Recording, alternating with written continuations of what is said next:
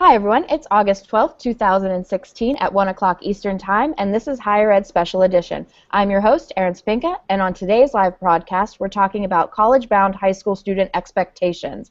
Are students still using email, text, and social media to learn about your programs and campus? What are they looking for on your websites, and how do they find it? What other digital tools do they find valuable as they explore their enrollment options? This data-rich episode of Higher Ed Special Edition will provide you with answers to help strengthen your e-recruitment efforts. Higher Ed Special Edition is part of the Higher Ed Live Network, offering viewers and direct access to the best and brightest minds in education. Live broadcasts allow viewers to share knowledge and participate in discussions around the most important issues in the industry. Today's live viewing experience is powered by Maestro, the premier marketing tech platform for broadcasters. All episodes of Higher Ed Live are free and accessible in the video archives at higheredlive.com and in podcast form on iTunes. Today's episode is made possible by Omni Update. Omni Update is the leading provider of web content management and digital marketing solutions for higher education. The company's user-friendly platform and award-winning technology empowers 60,000-plus users to be engaged and personalized in online communications with prospects, students, faculty, staff, alumni, and the community. Whether you're looking for a CMS, online course catalog, faculty directory, blog, or email marketing solution, check out Omni Update at omniupdate.com. Higher Ed Live is produced by M. Stoner, a marketing and communications firm that works with education institutions on branding, strategy, web design, and more. M. Stoner is offering a 2-part webinar series on Google Analytics and Tag Manager in August. Higher Ed pros often have Google Analytics in their toolbox, but determining digital success takes more than counting clicks and page views. It's a challenge to identify meaningful metrics and have the right configuration in place to make use of them to achieve your goals. Registration is $299, and we're tweeting out a link shortly where you can learn more and register. Now I'd like to welcome my two guests to this show. Stephanie Geyer is the Vice President of Web Strategy and Interactive Marketing Services at Ruffalo Noel Levitz, where she directs website development and e-communication projects. She consults on current best practices in enrollment management how they're frequently integrated with recruitment and marketing consultations and market research projects. Lance Merker is the President and CEO of Omni Update, the leading provider of content management solutions designed to streamline content administration and solve the digital marketing communication challenges of higher ed. Lance has more than 20 years of experience in the software industry and is a regular guest speaker at higher ed web conferences. I love this episode. I haven't hosted it in the past, but this data, I'm a data nerd, and so I love the reports when they come out. So I'm very excited to have you both on. And I think Thanks, Erin. Yep. And I think we decided we're just going to dive right into the data so that we can get through that and start asking questions about it. And as a data freak, I'm very, very excited. Well, we're really, really happy to share it. And Erin, thanks for having us.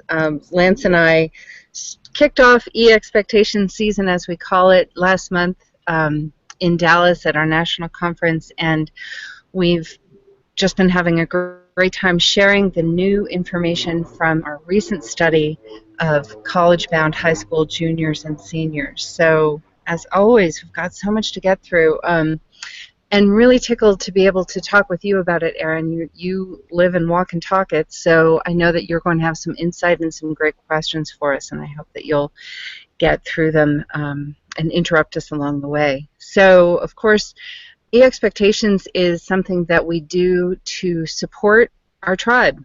If you're watching, you're a tribe. And we want to make sure that we're asking the questions that you're asking. So use our hashtag eExpect. Certainly use the Higher Ed Live hashtag if you're tweeting today. And if you've got ideas for questions or different approaches, would love to hear from you. This is the slate of questions that we'll be going through and answering with the data that we have from our spring study from this year. And Lance and I are going to share a little bit in pushing through this. Wanted to kind of give you a framework of some of the other data points that we'll be bringing into it. We do have reference points for students who are just about to start their college career from the class of 2016. They've just graduated high school. Many of them are perhaps already packed in on campus. And so we started talking to them a year ago when they were juniors, and we have a data point from spring a year ago in 2015. And then we caught up with them when they were seniors this fall. and also from 2015, and then this spring, talking to them as they were kind of rounding the corner on their higher ed or of their high school career moving into college. We also have class of 17 juniors, and so some interesting juxtapositions about how they're similar. We can see progression and change in what they're looking for and how they use tools, and so that's part of what we'll be talking about today. The usual methodology, NRCCUA here for us in terms of list resource, and I'll let you read through that, but nothing different there. And there's lots more to be learned about the data, so gosh, if you really need some specific points, you can always email me directly. I'm really open and happy to share that with you. I think enrollment stage is funnel stage is important and fundamental for us to understand context of the results. And so the juniors, you can see, as we would expect, are very much in the prospect or inquiry stage. They're just beginning to engage. They haven't applied. There are still some of them, almost 50%, not fully connected with the process yet. Whereas the seniors, back in May, many of them, 4 out of 5, had already been accepted. But still, look at that, 12%, still not necessarily in the water. And by definition, our list source, they are college-bound students, so we kind of have to wonder what they're waiting for. Maybe circumstances have changed, or maybe they're just waiting until the last minute to make their choice. So I'm going to pitch over to Lance, and Lance, I'll push slides for you. Okay. But let's get you into the mix. Wonderful, thanks. So we wanted to start with kind of the beginning of the story and figure out how they are finding your website. So on this first slide, you can see we asked the question, how do you discover the college website? And the answer was overwhelmingly through search engines. And in fact, Google showed up as the #1 way that they were finding your website. So maybe no surprise here, but it's nice to see that email, and we'll get back to email in a moment, is another way that came up as a fairly significant way. But the important thing here is that we think about search engine optimization, we think about online advertising, we think about how those two worlds come together in terms of search engines and what they're typing in and what they're looking for. So if we go to the next slide, we can see that when we asked them what it was they were typing in to the search engine of choice, we discovered that it's certainly the school name is #1. So the good news here is that your brand is really important. Your brand is being typed in. The name of your institution is being typed into Google. And if we look at program information, you can see in the middle of the screen there, program name was significant as well. And when you combine school and program name, you get the name of your brand along with a type of major or program of interest is the second most important there, with 58% of college juniors and about half of college seniors, both from our most recent spring 16 data here. You can also see that location is certainly important. 40% of juniors and almost 30% of seniors. Again, juniors being a little earlier in the funnel or probably thinking a little more broadly maybe about where they might want to be. So location is important. And then the program and location combination there, bigger difference there between juniors and seniors as well. So let's go to the next slide and talk about how advertising plays in. So interestingly enough, if we start with the big bubble there, 47% of juniors and 39% of seniors said that they have clicked on an online ad that you've put out there. Well, that's great news. Your online advertising dollars are attracting students as well. And Google, again, as I said, in fact, Google turned out to be 5 times more important than all the other search engines that we asked them about combined. And then, interestingly enough, 30% of juniors and 24% of seniors said that they were already familiar with the college. They already knew who you were before they clicked on that online advertising. So either you're doing a good job with retargeting, or they're just very curious about those colleges that they have heard of before. all of which are a good thing. So let's go to the next slide for a moment and talk about what they are looking for on the website. What content demonstrated value? Well, certainly job placement stats, program rankings, testimonials, program videos, these all showed up.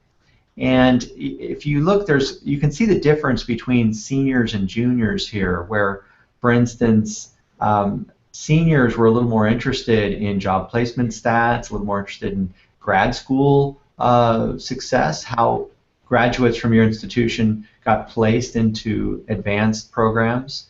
And testimonials, program videos, these were all slightly higher for seniors than they were juniors. But all good information for you to think about what it is that is important when we talk about how proving the value and the outcomes of their education are important to them. Let's move on to the next slide and talk about chat for a moment. So it was interesting that chat didn't turn out to be such a important tool or resource for these college-bound high school juniors and seniors.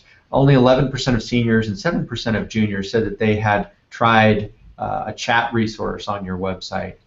However, it did go up significantly for adult learners. So if you're targeting adult students, 20 to 24%, we have a different study on that you can download as well. So chat might not be that important for the high school juniors and seniors, but maybe not something you want to write off just yet. Okay, let me hand it back. I have a question about this slide because we use Facebook chats and Twitter chats as opportunities to engage. Is this did this include those types of chats, or is it very specific to the chat button that pops up when they're on our admission site or our actual Dartmouth.edu website or along those lines? It's the latter, Erin. So that's a good point of clarification. What we were going after was, and what our community asked us to discover, was whether or not live chat tools on the website proper were of value or benefit. And so, as Lance said, we found really, for the high school students, really low incidence of use, but high value. And higher use among the adult students, and maybe also high value as well, but not used as much as we would expect. I think a part of the barrier is the hours, right? So, who wants to staff live chat in their jammies at 10 p.m. at night when high school students are actually doing it? So. Yep. That makes a lot of sense, because I'm sitting here thinking the last time I needed to fix something on my cable bill and my phone bill, I just opened up a chat window, and that's how I, during business hours, because they're only available 9 to 5 p.m., had it behind like 7 emails that I was working on, and I'm on a computer all day, so that might make sense for me, but whereas in high school, you might not be on a laptop or your desktop, you were in classes, obviously, and in labs, and all sorts of things. So this is an interesting slide to me, to put it short. Well, I think it's something that is likely to change. And so even though we see low percentages here for the high school students, I'm not going to stop asking. Because I see, as you've said, in your regular life, in our regular lives on the internet, people are using these kinds of tools, and so I think with all things, eventually they're going to be a little bit more open to, and perhaps campuses will be a little bit more creative in how they staff them as well. Yeah, certainly. Good question, Erin. Yeah. I'm going to pitch it back over to you to talk about images. Awesome, thanks. And before I go there, Lance, thanks for referencing. We do have a new adult higher education e-expectations study done with Campus Explorer, and we did a pilot, a kind of a small version this spring. We just completed the survey instrument for the fall, and that will be out in a couple more months. So excited to finally be able to kind of show the other side of the picture of e-expectations with adult learners. So more to come. Last year we started asking questions about images. And we kind of did it as an experiment. We weren't sure how how the questions would work in a web-based survey, what kind of data we'd get. We weren't even sure what to ask. And so just looking back really quickly, we had 3 images, 2 sets of 3 images that represented kind of standard photos that you can expect to find on a college or university website. We had a campus setting or location image, we had something related to academics, we had something related to social engagement.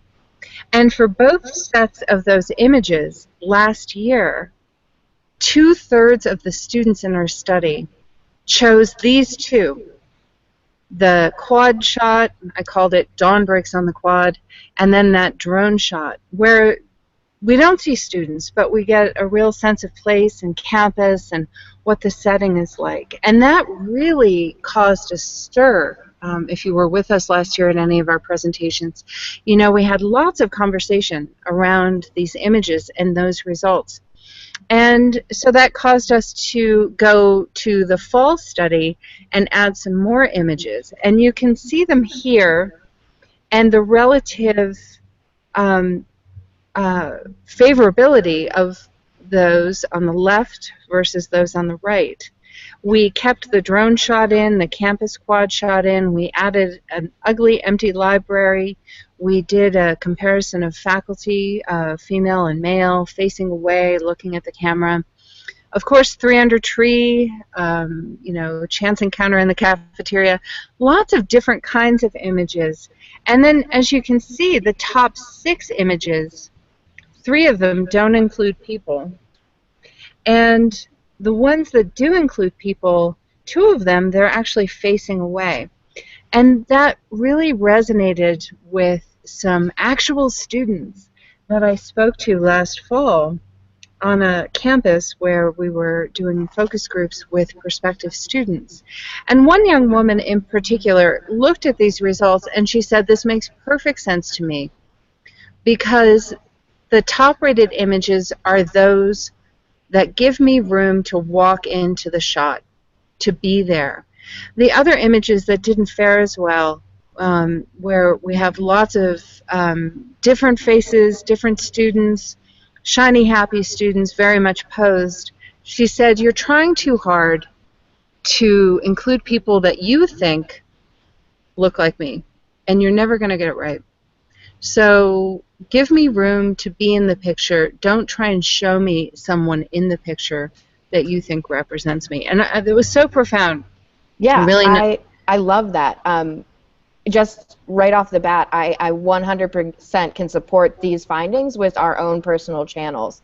We always try to include images that showcase students on campus, people that they could maybe see and relate to, but they never perform as well as the empty shot of the green or the aerial shot where it's like, oh, we did another photo of campus or another beautiful shot of the river. There's no one there, but they're loved. Yeah. Everyone loves those images, and every time I post one, I'm like, well, this shows absolutely nothing about student life, but it's beautiful, and it really shows sense of place well, so yay! Yeah, isn't that something? Yeah. Oh, I'm glad this supports what I've been seeing because I thought that that maybe I wasn't doing a good enough job, or our channels just weren't strong enough in these areas, or we weren't picking the right images. No. Yeah, you're killing it. Stephanie and I have presented this for the last several weeks here. We've gotten a lot of feedback from people that have said the exact same thing. The images that perform the highest are the ones that have some openness to them. Either they're showing the institution and kind of the layout and where it fits relatively to the city or from above, or just how they could possibly see themselves in that picture without putting too many people that they can't relate to, perhaps even in the shot. So it makes a lot of sense from those perspectives, but it is very counterintuitive to the standard approach that we've probably taken over the years, which is, hey, let's make sure that the campus doesn't look empty. Let's make sure that the campus looks like people are having fun there, and so forth. So we have to be careful how we think about our expectations of standard photography and composition and friendliness with what the students are really interested in. What they want to see is your campus and how they could possibly put themselves in the picture. Yeah, I think it's exciting. And so we went from this collection of images in the fall study last year to a new collection of 18. And so these of the collection of 18 are the top 5 most interesting photos. You'll see that we repeated the drone shot, we repeated the female faculty, but we added in what, when I was choosing these images, I thought was the most, I don't know, cliche, other than 3 Under Tree, like kids in a study group at a library. Gosh, Erin, I bet you've got a few of those too, right, in your collection? But they're not looking at the camera. Somebody reflected that they thought it looked almost authentic, and it was giving a sense of place. The microscope shot too. I know, having done tons of art direction for photo shoots, I've set up things like that too. But students in action, and again, that student not full on smiling at the camera, but doing something. The same with all the kids in the shop working on their sewing skills. And that faculty member facing away. So this collection from this year's set, really very interesting to me. And you can see the data that connects with that. Let's look at the least interesting. There it is. And these are, lots of head-on, face-on, with one exception, smiley, happy students, and an empty computer lab. So I guess that could be anywhere. They really didn't like the stressed student. I'm sorry, there's an airplane going overhead right now. I'm in my backyard. And so really, if we go back and forth between what played well and what didn't, you can begin to see some patterns. And then this is the full set of 18 images that we tested. Mm-hmm. And it's a combination of juniors and seniors. Their data was very close. There weren't really any big differences. So, the top 5 you can see there. The stuff in the middle is interesting to me. For instance, this shot where there's a faculty member or an adult helping 2 young students at a computer lab, about the same as that football shot, which is very staged, obviously, kind of setting. Mm-hmm. The faux selfie image over here at 25%. Not faring as well as this image showing the students in the library. So really interesting. It doesn't mean that you can't take the kinds of photos that we see, especially I'd say down in this ring or row and even here, but of course your site has lots of images. And I think you just need to have a solid blend, but keep in mind that you've got to show sense of place. That's what they want. So I'm going to jump into the next section. We added some questions about engagement, in particular about the request for information form, because we know that this is one of the ways that students can go from lurkers to actual inquiries. We know we have a lot of secret shoppers. They do a lot on your site in terms of exploring your campus, your social media assets. But gosh, until we know who they are, we really can't make sure that they have a full view of our campus, of our story. And so it's important for us to try and get them to complete inquiry forms. We asked about mobile use of completing inquiry forms, and that was actually the highest rated. So, make sure that those forms are working on mobile devices. Here's a little bit of homework for you. If you've not actually taken out your phone and filled out and submitted your inquiry form, you cannot be certain that it's working. You've got to test it. And just a little cue behind the scenes, I would also pay attention to the confirmation or thank you page and make sure that that page is doing more than just saying, hey, thanks, we got it, see ya. But rather recognizing that they've done something pretty big. They've let you know who they are. And just as you would if you were having an in-person conversation with the user, you want to say, hey, yep, we got it, awesome. Here's what we're going to do with it. And while you're here, here's some other things that you might like to explore. Dump them into your social media channels. Push them back into maybe your cost calculator or to look at academic programs. I see a lot of institutions really missing the boat here. And I was actually doing some web reviews for a team for a couple of client sites and discovered that they don't even have inquiry forms on their site, which I think is nuts. So, there. That is nuts. It is nuts, right? So in our study this spring, 3 out of 4 had already completed an RFI. We went on to ask them what information they'd be willing to share. And, one of the things that made me chuckle when I was looking at the data is that they're more willing to give out their email address than their actual name. Not by much, but a little. And I thought that was curious. We'll talk a lot more in a minute about the value of email still. In this question, we're going to be expanding to add some different channels, but I also noticed cell phone there at the end. There's a pretty significant drop-off there. We didn't ask about landline. Maybe an oversight on our part. We're going to add that in. We're also going to ask about whether or not they're willing to share parent information, too. So more to come here, but I think the takeaway is generally pretty open to sharing what I would call good, solid baseline inquiry form fields. I also see on the other end of the spectrum forms that are overburdened. I filled out one yesterday. Gosh, I bet I'm in all of your inquiry pools by now.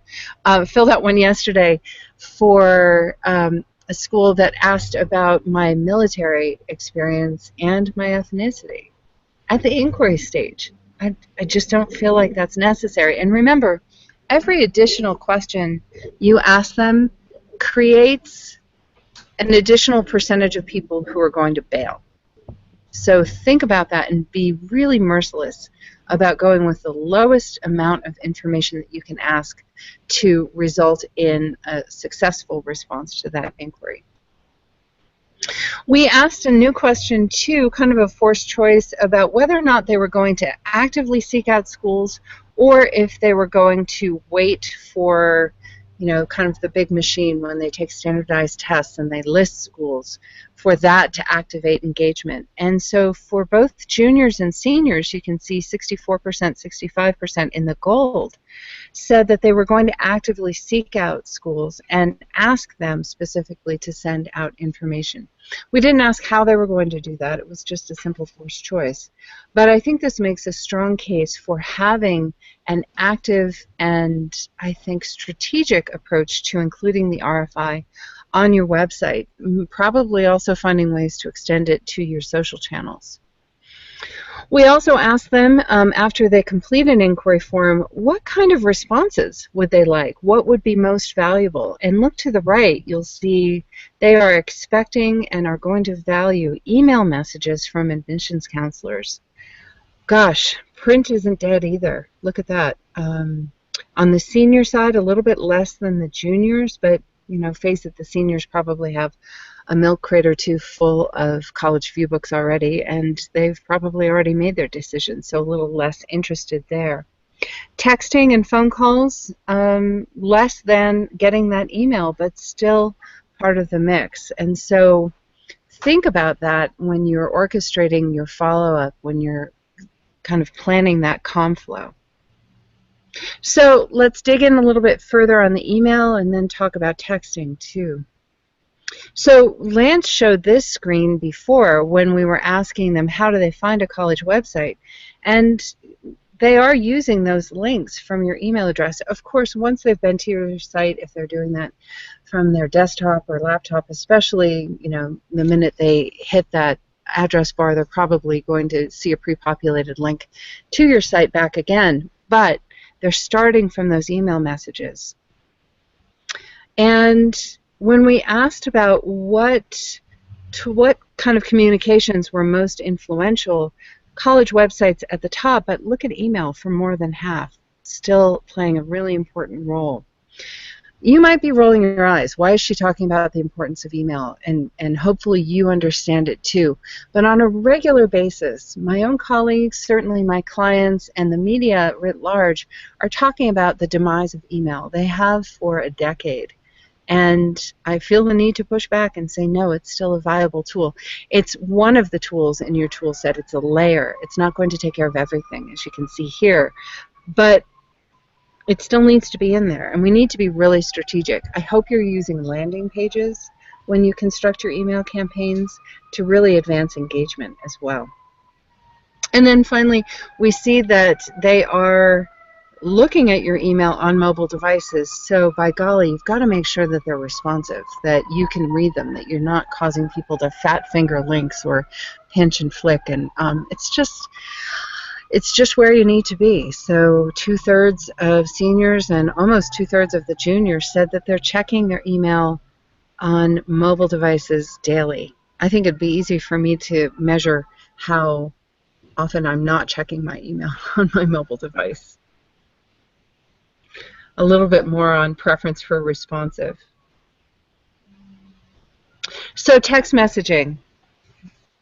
74% of the seniors, 71% of the juniors say, yes, colleges can text me. But then look at the difference, the gap between juniors at 11% and seniors who have actually received a text. The next points are about whether or not the texts that they have received are from an individual or from a general kind of admissions account maybe, or from both. And you can see that we added a new question as well as to whether or not anyone had unsubscribed. And I think it's interesting to see. I think it's a good thing for students to unsubscribe from text. Certainly we want everyone to be interested in your institutions all the time, but we know that that's not the reality. And an unsubscribe message can cue your admissions staff about that particular person. Maybe not that we need to unsubscribe them from everything, but maybe there's something wrong or there's opportunity for outreach. We asked juniors and seniors what text messages would be most useful. You can see for seniors, especially deadline reminders, application details, acceptance notification. We were also curious to see if students wanted to be notified by text if they were not accepted to attend that institution. And gosh, more than I expected said that they would be. This is a little bit different for the juniors, and again, we're looking at junior data here from last fall and from this spring for class of 2017. So these are the kids that you all are gearing up to really put the full court press on this fall. And they are interested in similar things to the seniors as they're kind of coming into their senior year, and very interested in receiving text. So I hope that this gives you some ammunition, some fuel to get those things started. All right, social. Yeah, so we wanted to find out, first of all, what they're using. We've tracked this year over year. So weekly use is the chart we're looking at here. YouTube is kind of the #1. If you want to call that social media, it's certainly got a social aspect to it, but it's really important that we understand what they're using, what they're looking at, how they're absorbing and digesting this information, what the sources are that they're going to about the colleges. So first we want to understand what they're using. YouTube, certainly #1. Facebook, certainly quite high still. In fact, if you look at the progression of bars there on Facebook, you can see that it actually increases in the senior year. So we hear a lot of gloom and doom about teenagers and the growth of Facebook and so forth. Well, I think that the high school juniors and seniors are still using it. They're still engaged on Facebook, certainly through high school, and I think it's an important resource still for you to consider. We'll dive into that just a little bit more.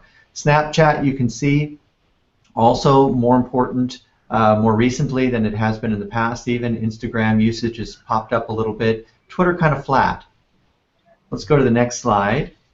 And if we think about how these high school juniors and seniors are wanting to engage with the college, what channels are most important for them to learn specifically about colleges? Facebook, number one. So followed then by YouTube, Google Plus. We're actually not sure if the Google Plus, the plus in Google Plus, was perhaps ignored in the question, and they thought we were asking about Google in general, because it is quite a bit higher than we would expect based upon Google Plus usage that we've seen. But Instagram, Twitter, a little less so certainly than Facebook. So Facebook is extraordinarily important, it appears. More important in the later years for seniors than it is for juniors even, in terms of how they are interested in engaging with you as a college. Let's go to the next slide and talk about what they actually do with Facebook. So here you can see 60% of seniors said that they had looked at a college Facebook page. 42% of juniors, but then again the seniors have had a little more time to do their research, so it's more probable that seniors would have more a higher response to this question than a junior would. So significant, 60% of your college-bound high school seniors are looking at a college Facebook page. That's pretty fantastic. 41% of seniors had even said they'd clicked like, and 27% had joined a group. Even 12% had made comments. So before they're perhaps even enrolled in the college, they're engaging with you on Facebook, and that's terrific. Let's move on to the next slide and talk about the types of content. So photos, maybe no surprise here, are perhaps the most interesting, followed by videos, and some news and stories and features and events and so forth followed that. We do know from the other question that 63 to 64% of juniors and seniors are using Instagram weekly, which is also very photo-based. So photos, very important for social media engagement. The content that you want to think about are the pictures that tell 1,000 words. And I think that's pretty clear based upon the types of social media that are most used these days, and the growth of Instagram, the growth of Snapchat and so forth speaks to that as well. Let's move on to the next slide. And so if we think about what they're trying to get and absorb from these social media engagements, well, it's certainly the content can be skewed toward the things that will give them a sense of being, student life and so forth, the campus buildings, as we've talked about. They want to see what it looks like in the spring, summer, fall. You know, don't be afraid to show the change of seasons. Even the snow. I mean, really show them what these look like. This is what they want to see. They want to get that imagery that will help them understand who you are. Let's move along to the next slide, and let's talk about now how you can use this data overall. This report is rich in data, obviously, but let's talk about how you can use it to advance your objectives and get buy-in from others. I think the first most important picture here is to remind ourselves that the college website is the most influential, it is the most important digital asset, perhaps the most important marketing and recruitment asset that your college owns. So if you're involved, if you're in charge of this website, this is great fodder for you to help show others that across all of the different marketing activities, whether that's email, phone calls, print, magazine ads, and so forth, the website is the most important and most influential. Time and time again over the last, well, we've been doing this for 11 years, and certainly over the last 6 or 7 years, the website has been growing in importance.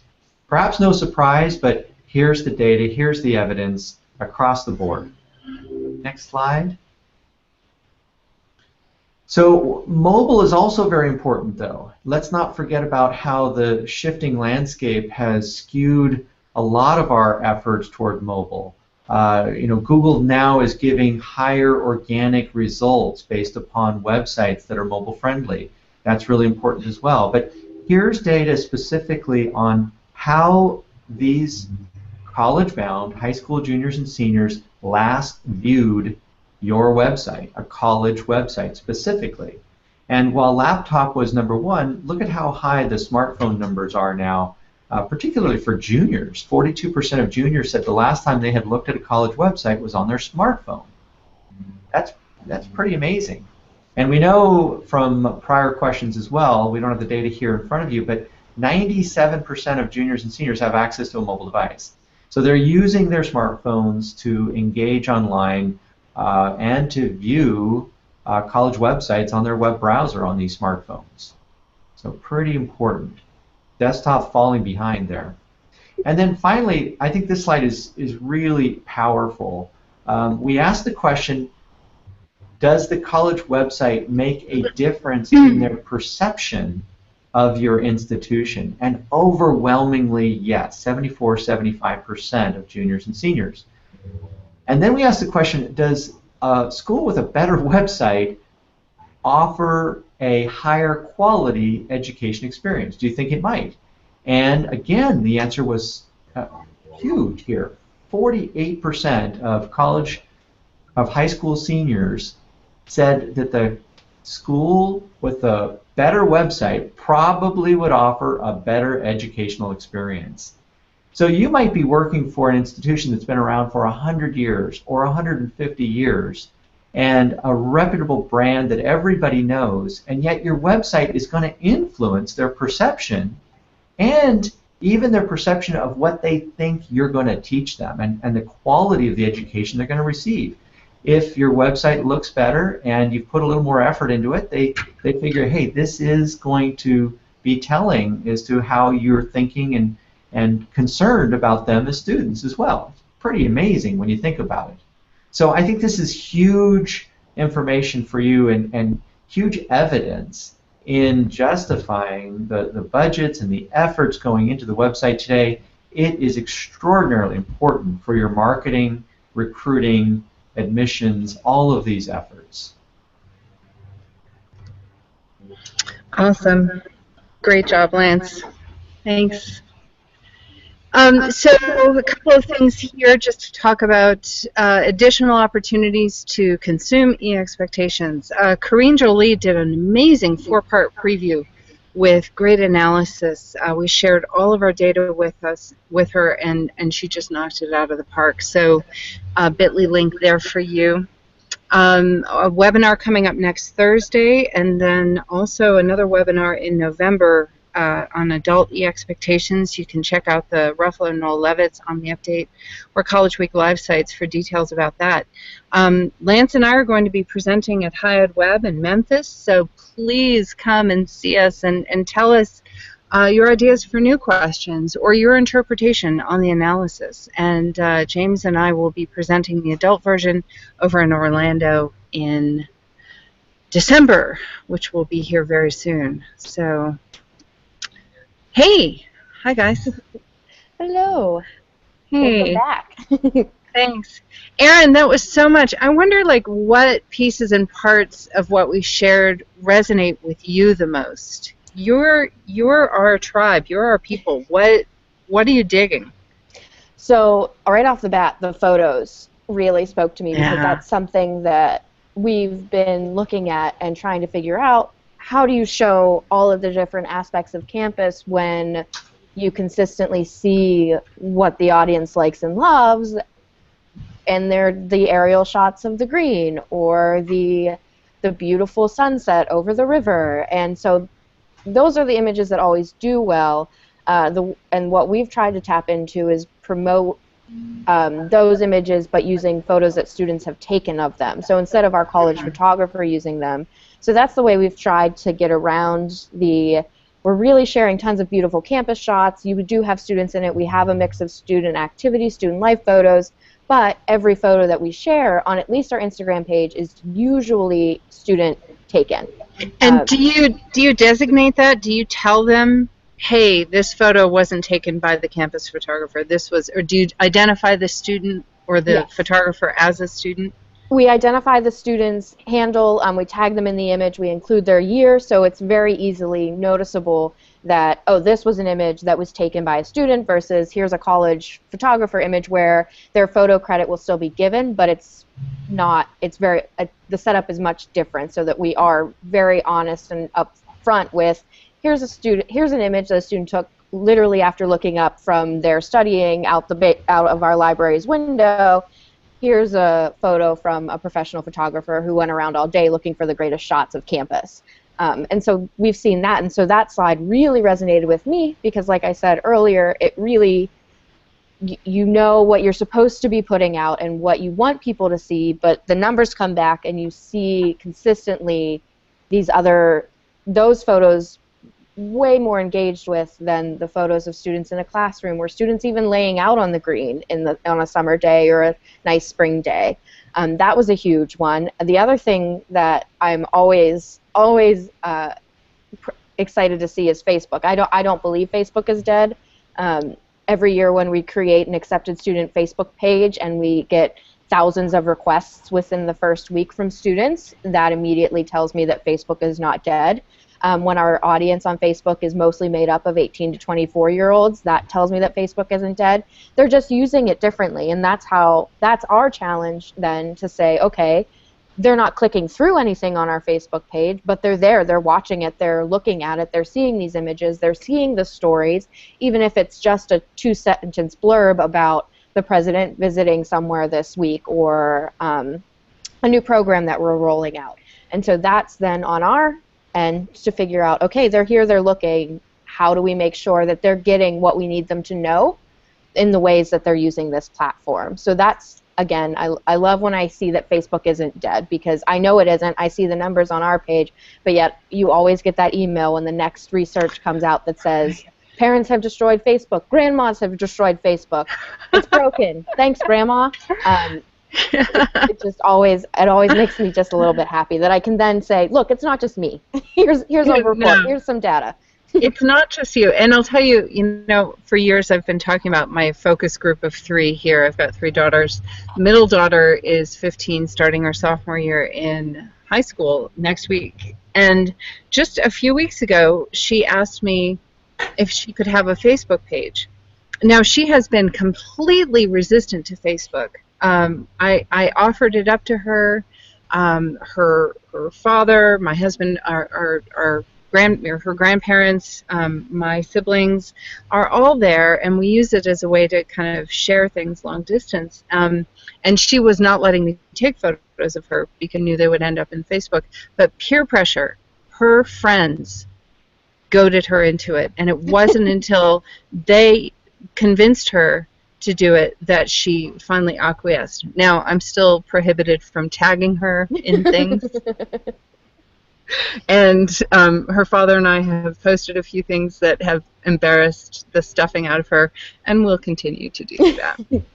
Well, I think, Erin, to your point, I think the data is really important for everyone to come back around to, because there's a lot of news stories, and obviously sensationalizing the ups and downs of Facebook is always interesting, because it is such a big news story and such a big company in our lives. And I think that we latch on to these comments about teens' use of Facebook and maybe perhaps interpret it incorrectly. And I think Stephanie's point is good too, that they're using it in a consumer kind of way differently than they are maybe even in a social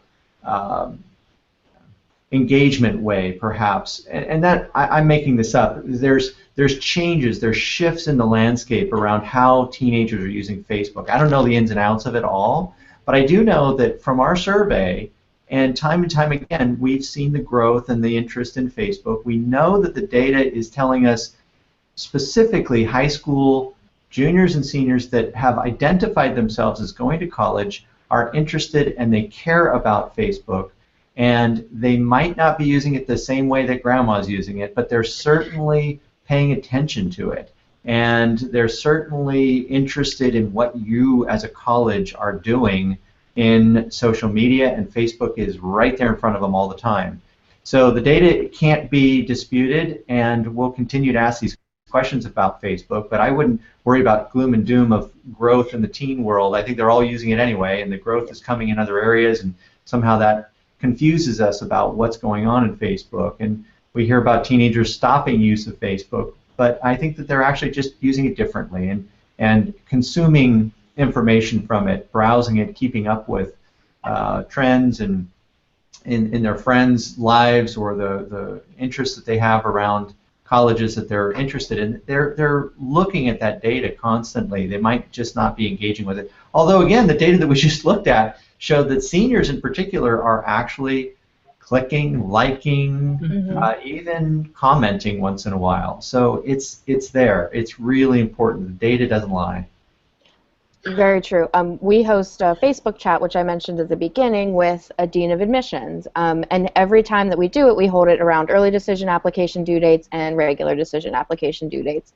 And each time you see some parents that come in, you see some international students that use it, but you see 200 some comments that are coming in just within the hour that we have that we set aside for it. And luckily, we have a really great admissions staff who stays on and makes sure to get everyone's questions answered. But if the platform was really dead for this group, I think we would see that be a complete fail. I think if we held a Twitter chat, you wouldn't see that same success replicated, because we know that our audience really isn't there using it in any way. I mean, they might be there more privately, and they're not willing to engage on the university on that kind of level. The other thing that, oh, go ahead. Oh, I was just going to say, I think that what I like to do when I'm with my clients and we're talking through these channel things is to get them off the argument about to Facebook or not, to Snapchat or not, and to get them to really focus on measurement. Because at the end of the day, the channel doesn't matter. What matters is what happens next. What does the student do? What does the prospect do after that content experience to move forward in their enrollment process? So I think that that's the piece in part that we take the practical data from eXpectations, but then think about how can we use that to leverage actual movement and measurement. By golly, I mean, that's the real data that matters.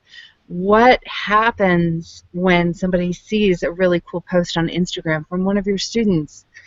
Like, how does that make them feel, and what does that make them do next? I think that's the piece for me in terms of research. It's really hard to get into in a national web-based study, but you all can take this as a launching point on your own campuses and begin to dig in there. And I think that that's the cool part.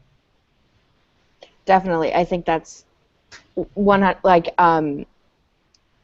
also I think a big thing to note is that your stuff may not line up exactly with this research 100%. You may notice that Twitter is a stronger platform for your audience. My alma mater had a very strong Twitter presence. The school that I'm working at now, it's much different. The Twitter world is not there.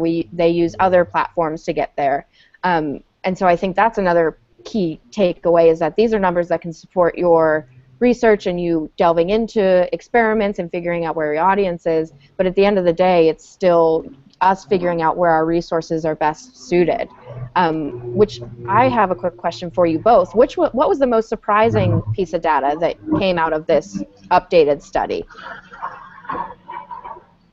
Gosh, I've been swimming in it so long, I don't... Yeah, it's such a process to get through all of the results and compare it to previous years. I don't know that I felt necessarily surprised by anything, but affirmed. Lance, how about you? Yeah, I think that the photos still are probably the biggest surprise, and I'm glad that we confirmed a lot of things this year in some of the shockers that we found last year, but it all makes sense to me now, so I guess I'm no longer surprised by the data. Like Stephanie said, we've been looking at it so long, but it all starts to make sense, particularly when you look at it all holistically, and when you look at in context the photos with some of the other things that we're seeing about what's the type of content or the type of social engagement, or it's all about trying to understand well if they can feel the fit with your institution. So they want to know your brand, they want to know the good, the bad, the ugly, they want to know social even is another way for them to look at the good, the bad, the ugly, because they feel that it's not just authentic, it's timely, and it's it's real. So for them to say, yeah, I want to see what you really look like from above. I want to see all the, the context around where you fit into the city, where you fit into the geography of the landscape and the things going on around the college. That makes some sense. And I want to see the institution without a lot of people posed in the shot necessarily, because I really want to see what it, if I can put myself in the picture. So all of those things start to make a lot of sense to me now. But I think that coming back to some of these photos that we think are really lovely and perfect for what we want to show, how we want to show the beauty of the campus, and they don't fare well in the survey. That's probably the biggest shocker that I've had to get over. I think so too. Even though my numbers were showing it, it's still, I don't know if it's instinctual or just have working in marketing for a certain amount of time, but I was sitting there, I still sit there and think, maybe I'm just not doing it right, or I don't know. So that shocked me. But the other thing that I think was really, I guess I'm at that stage of figuring it out myself, is the texting increase, that giant leap between, I think it was, I'm not sure if it was last year's study or if it was juniors to seniors, but either way, the dramatic jump of them being open to receiving texts, which when I think about in my personal life, I subscribe to restaurants, to my favorite sports teams, drink specials, anything. Like if they text me it, I get a free burrito if I sign up for Chipotle. So like, oh, I'm doing that really quick. And so if I think about it, even though I'm not necessarily in this demographic, I think about how quickly I do it, and yet that number still really surprises me to see that jump. I think that it's an untapped opportunity, and again, I think it's a resource issue. I think the opt-in thing sometimes creates an unnecessary barrier for campuses. It's really not that hard to figure out how to get them to opt in, to manage those subscriptions and the opt-outs, and you've got to do it. So there's no not doing it. Get the opt-in. But yeah, me too. I mean, the Target, I'm at Target, I'm buying school supplies for my kids. I can get another $5 gift card by sending in text. You bet. Every time. I know, me too. And so I don't know why it comes as such a shock to me, but that number really did, that slide in general came to me as a surprise, because I'm not sure if I thought maybe it would be too intrusive for them, or if I thought that they wouldn't be willing to engage with the university on that level.